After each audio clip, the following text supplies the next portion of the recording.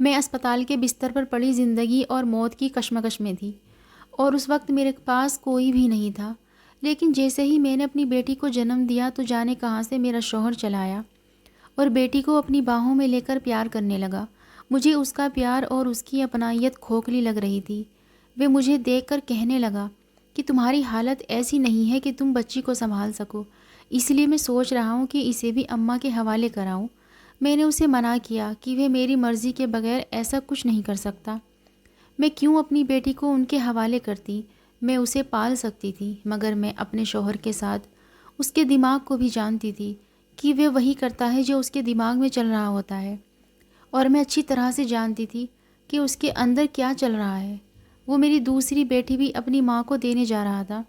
اس بار تو اس نے وجہ بھی بہت بڑی بتائی تھی کہ میں اپنی بیٹی کو سنبھال نہیں سکتی۔ میں جانتی تھی کہ کوئی تو بڑی وجہ ہے جو وہ یہ قدم اٹھاتا ہے۔ میرے شوہر اور میری ساس کے بیچ کچھ تو ایسا معاملہ تھا، کوئی تو ایسا راز تھا جو میری پہنچ سے دور تھا، ورنہ کون باپ اپنے کچھ دن کی بچی کو اپنی ماں کے حوالے کراتا ہے کہ وہی اسے پالے پوسے اور جوان کرے۔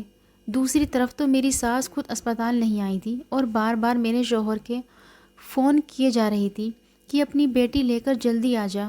میں ہرگز بھی اپنی بیٹی کو ان لوگوں کے حوالے نہیں کرنا چاہتی تھی جن کے ارادوں کے بارے میں ہی مجھے پتہ نہیں تھا کہ وہ کرنا کیا چاہتے ہیں۔ میں ابھی اسپتال میں ہی تھی کہ میری چیخنے چلانے اور منع کرنے کے باوجود میرا شوہر میری دوسری بیٹی بھی اپنی ماں کے حوالے کرائے اور سب کو یہی کہنے لگے کہ میری بیوی بہت کمزور ہے، بچے کی دیکھ بھال نہیں کر سکتی۔ اس طرح وہ اپنی امیج تو لوگوں کی نظروں میں اچھا بنا لیتا تھا، مگر یہ میں ہی جانتی تھی کہ وہ کتنا اچھا ہے۔ جب میں اسپتال سے گھر پہنچی تو میں نے یہی سوچا کہ میں تھوڑی تندرست ہو جاؤں، پھر جا کر اپنی بیٹی دونوں کو اپنی ساس سے چھین کر لے آؤں گی۔ ایک دن میں نے اپنے شوہر کو فون پر اس کی ماں سے بات کرتے سنا۔ وہ کہہ رہا تھا کہ ماں، جس مقصد کے لیے تم نے میری بیٹیاں لی ہیں وہ مقصد پورا ہوتا نظر نہیں آ رہا، ہمارے پاس وقت بہت کم رہ گیا ہے۔ میں اس کی بات سن کر سمجھ نہ پائی کہ وہ کس مقصد کی بات کر رہا ہے اور وہ دونوں ماں بیٹے مل کر کیا کھچڑی پکانے کی کوشش کر رہے ہیں، اور اس میں میری بیٹیوں کا کیا کردار ہے۔ میں یہاں اپنے گھر میں اپنی دونوں بیٹیوں سے دور تھی اور مجھے کسی پل چین آرام نہیں ملتا تھا، مگر میرا شوہر تو ایسے مزے میں زندگی گزار رہا تھا جیسے اس کی کوئی بیٹیاں ہی نہیں ہوں۔ اسپتال سے گھر آئے 10 دن ہو گئے تھے اور میں اپنی بیٹی کی یاد میں رو رہی تھی۔ پھر میں نے اپنے شوہر سے کہا کہ کم سے کم مجھے اپنی بیٹیوں کی تصویریں ہی دیکھنے دو۔ کہنے لگا کہ میں ماں سے ابھی ان کی تصویریں منگواتا ہوں۔ میری ساس نے میری بیٹیوں کی جو تصویریں بھیجی تھی اسے دیکھ کر میں دنگ رہ گئی۔ اس نے میری بیٹیوں کو ایسے کپڑے پہنائے تھے جیسے وہ گاؤں میں نہیں کسی شہر میں رہتی ہو، بغیر بازوؤں کے، اور بالکل چھوٹے چھوٹے سے کپڑے تھے۔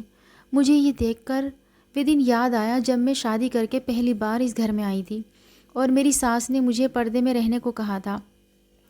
شادی کا پہلا دن تھا کہ ساس کمرے میں آتے ہی مجھے کہنے لگی کہ آج کے بعد تم پردہ کرو گی، ہمارے خاندان میں پردے کا رواج ہے۔ ہمارے گھر کی بہو بیٹیاں شادی کے بعد اپنے آپ کو غیر مردوں کی نظروں سے چھپاتی ہیں، یہاں تک ہم چھوٹی بچیوں کو بھی حیا والے کپڑے پہناتے ہیں۔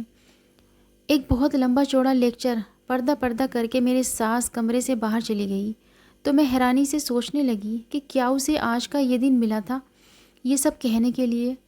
وہ یہ بات پھر کبھی بھی تو کہہ سکتی تھی، اور یہ پردے والی بات بھی اس نے خوب کہی تھی۔ میں نے دیکھا تھا کہ شادی پر وہ اس کی بیٹیاں جس طرح خوب سج دھج کر تیار ہوئی تھی اور سب کی نظروں میں آنے کی کوشش کر رہی تھی۔ مجھے پردے سے کوئی مسئلہ نہیں تھا کیونکہ میں خود بھی ایک مذہبی گھرانے سے تعلق رکھتی تھی اور شادی سے پہلے بھی میں پردہ کرتی تھی، لیکن میری ساس کا یوں پہلے ہی روز پہلی بار یہی مجھے کہنا مجھے پسند نہیں آیا۔ میں ساس کے رویوں کو لے کر سوچ رہی تھی۔ میرا شوہر کمرے میں آیا، اس نے بھی آتے ہی پہلی بات وہی کی تھی، کیا آج کے بعد تمہیں پردہ ہی کرنا پڑے گا، جیسے میں کہوں گا تمہیں ویسا ہی کرنا ہوگا۔ میں اور کیا کہتی، میں چپ ہو گئی۔ اب سسرال کے نقش قدم پر ہی چل کر اپنی زندگی بسر کرنی ہے۔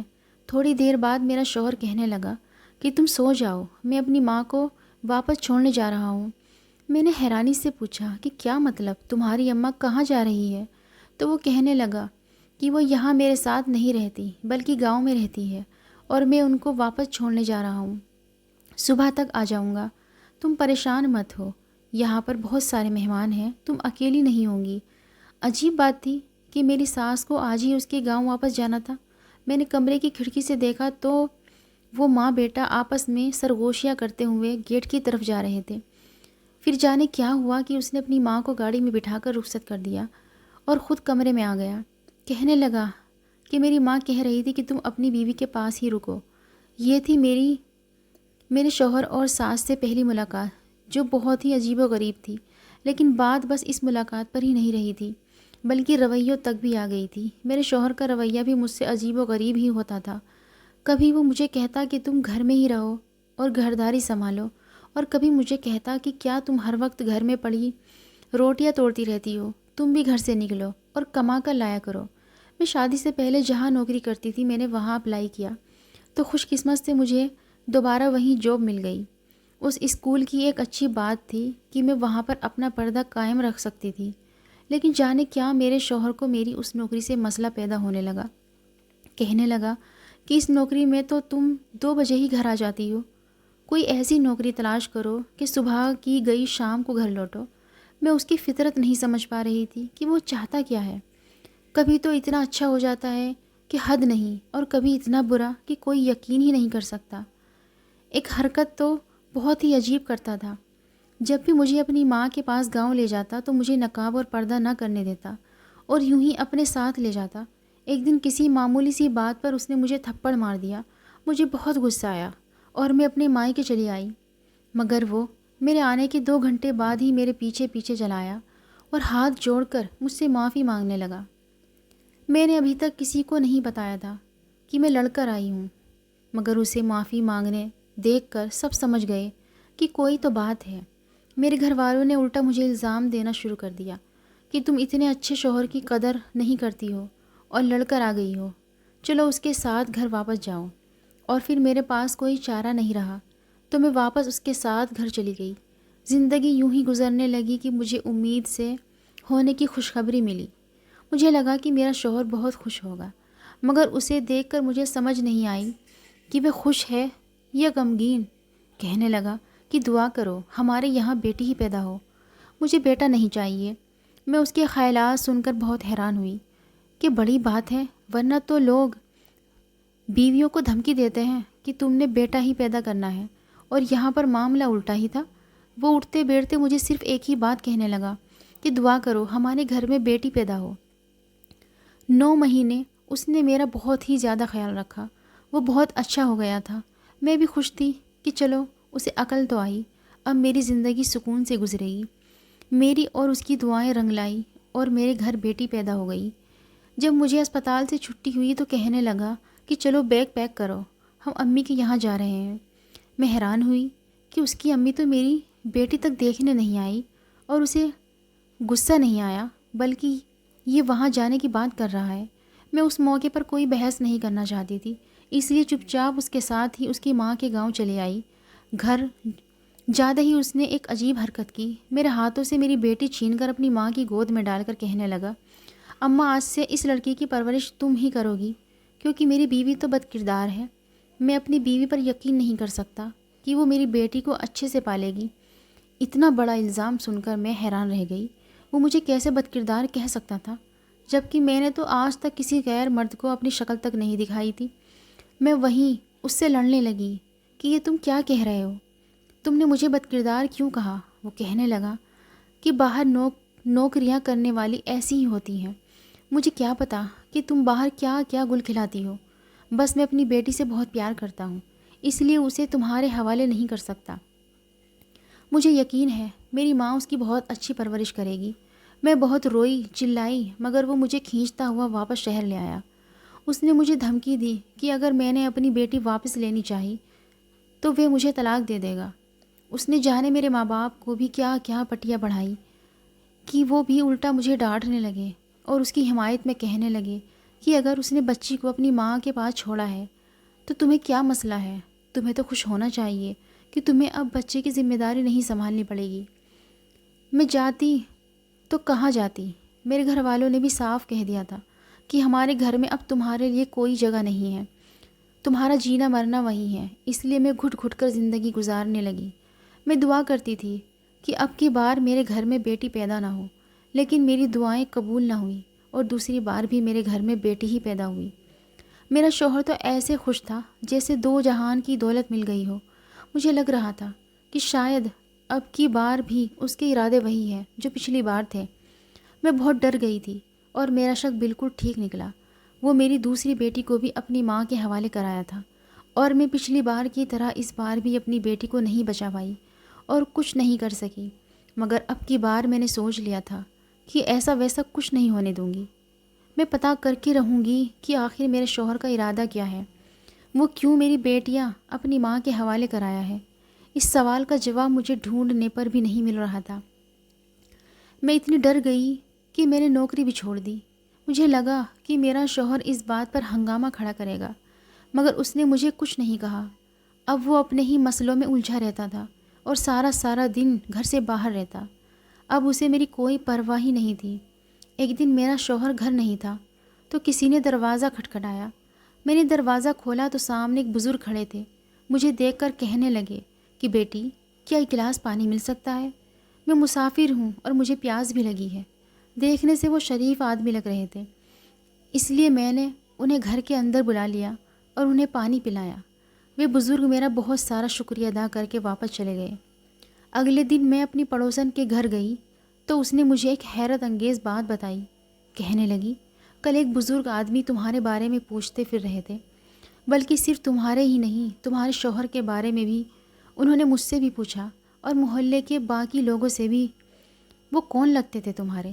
میں نے حیرانی سے جواب دیا کہ میں نے خود ان بزرگ کو پہلی بار کل دیکھا تھا۔ مجھے کیا معلوم کہ وہ کون تھے اور میرے بارے میں بھلا کیوں پوچھ رہے تھے۔ میں تو اس کے پاس اس لیے گئی تھی کہ کچھ وقت سکون سے نکال آؤں، مگر اس کی باتیں سن کر تو میں اور زیادہ پریشان ہو گئی تھی۔ جس اسکول میں نوکری کرتی تھی، شام کو مجھے پرنسپل نے کال کی۔ میرے اس کے ساتھ کافی اچھے دوستانہ تعلقات تھے، اس لیے وہ مجھے کبھی کبھار کال کر لیتی تھی، لیکن اس بار اس نے حال چال پوچھنے کے لیے مجھے فون نہیں کیا تھا، بلکہ یہ بتانے کے لیے فون کیا تھا کہ ایک بزرگ اس کے اسکول میں میرے بارے میں پوچھنے آئے تھے۔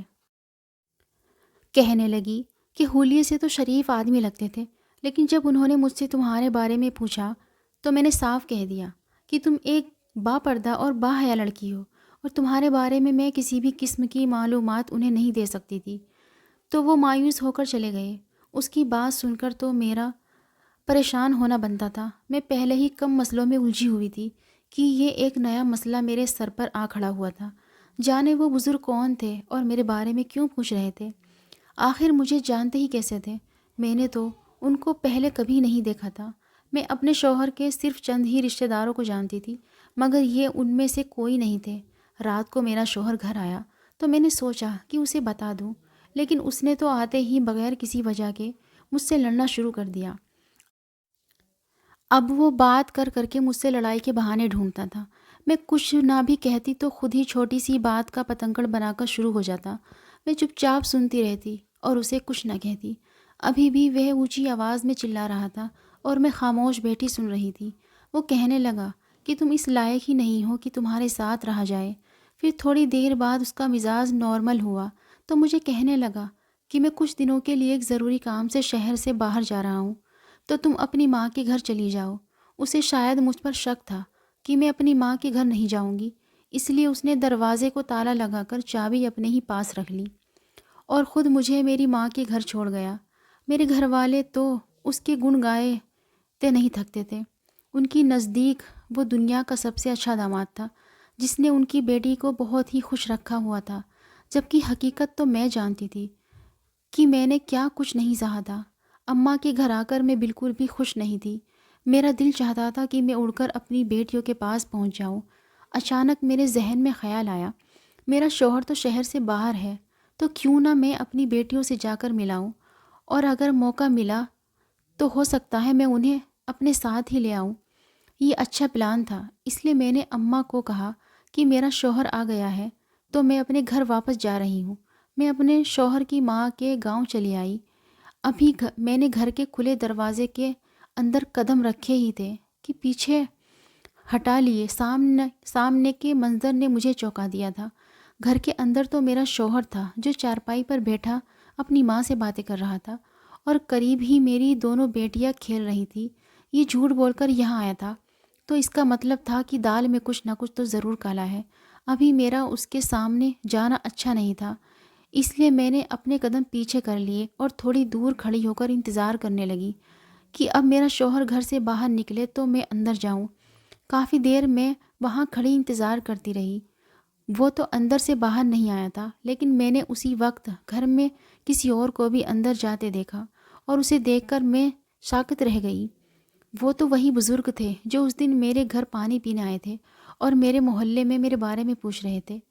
یہ یہاں اس گاؤں میں بلکہ اس گھر میں نے تھوڑا سا آگے ہو کر دیکھا تو میرا شوہر اور میری ساس بزرگ کو جھک کر سلام کر رہے تھے۔ یہ بہت حیرت انگیز تھا اور میری سمجھ میں کچھ نہیں آ رہا تھا۔ وہ بزرگ چارپائی پر بیٹھ گئے اور میری ساس اور شوہر کے ہاتھ باندھے کھڑے رہے۔ میں یہ منظر دیکھ کر سناٹے میں آ گئی، یعنی وہ سب مل کر میرے خلاف سازش کر رہے تھے۔ بزرگ کی آواز آئی، وہ میرے شوہر سے پوچھ رہے تھے کہ برخوردار تمہاری ماں بتا رہی تھی کہ تم اپنی بیوی کو طلاق دینا چاہتے ہو۔ طلاق کا لفظ سن کر میں لڑکھڑا گئی۔ مجھے تو معلوم ہی نہیں تھا بات اس حد تک چلی گئی ہے۔ یقیناً میرا شوہر انکار کر دیتا، مگر اس نے ہاں میں سر ہلا کر کہا، جی دادا جی، میں نے فیصلہ کیا ہے کہ میں اپنی بیوی کو طلاق دے دوں گا۔ اب میں اس عورت کے ساتھ مزید نہیں رہ سکتا۔ اس نے تو اپنی بیٹیوں کو بھی پالنے سے صاف انکار کر دیا ہے، تبھی تو میری ماں بچیاں سنبھالتی رہتی ہے۔ میں باہر کھڑی سوچنے لگی کہ یہ کس قدر جھوٹا انسان ہے، اور مجھے تو یہ بھی نہیں پتا تھا کہ وہ بزرگ اس کے دادا ہیں۔ اس کے دادا نے پھر سوال کیا کہ تم اپنی بیوی کو طلاق کیوں دینا چاہتے ہو؟ ایسی کیا برائی ہے اس میں؟ میرا شوہر کہنے لگا، ابا جی، وہ ایک بدکردار عورت ہے۔ ابھی الفاظ اس کے منہ میں ہی تھے کہ دادا جی نے اٹھ کر اس کے منہ پر زوردار تھپڑ مارا۔ میری سانس ڈر کے مارے 2 قدم پیچھے ہٹ گئی اور مجھ سے مزید سسپینس برداشت نہیں ہوا تو میں اندر چلی گئی۔ سبھی مجھے دیکھ کر حیران ہوئے تھے۔ میں نے پوچھا کہ یہ سب کیا چل رہا ہے، مجھے بھی بتائیے۔ میرے شوہر کے دادا جی نے جو حقیقت مجھے بتائی اسے سن کر میں شاذ در ہی رہ گئی۔ وہ کہنے لگے، تمہارا یہ شوہر شروع سے ہی نکھٹو اور نکما تھا، بالکل اپنے باپ پر گیا تھا۔ مجھے لگتا تھا کہ یہ میرا پوتا ہے تو شاید سدھر جائے، مگر اس کی حرکتیں وقت کے ساتھ ساتھ بگڑنے لگی۔ اس نے پڑھائی چھوڑ کر آوارہ گردی شروع کر دی اور بری صحبت میں بیٹھنے لگا۔ اس کا باپ تو مر گیا اور اس کی ذمہ داری مجھ پر ڈال گیا، اس لیے میں نے سوچا کہ اس کی شادی دیندار اور پردے دار لڑکی سے کرواؤں گا جو اسے سدھار دے۔ تم دونوں کی شادی کے وقت میں عمرے پر تھا، اس لیے شریک نہیں ہو سکا۔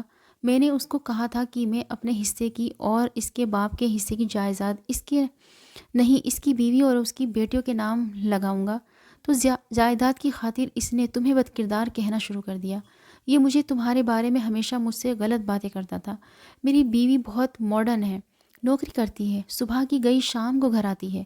جب تمہاری بیٹی پیدا ہوئی تو اس نے پورے گاؤں میں یہی مشہور کر دیا کہ میری بیوی بیٹی پالنا نہیں چاہتی، وہ ماڈرن ہے، بد چلن ہے، اور اس طرح کی بے شمار باتیں۔ میں تم سے ملنا چاہتا تھا تاکہ حقیقت جان سکوں، مگر پھر میرے بھائی کا انتقال ہو گیا تو میں یہاں نہ آ سکا، اور پھر پورا سال 2 میرے وہیں گزرے۔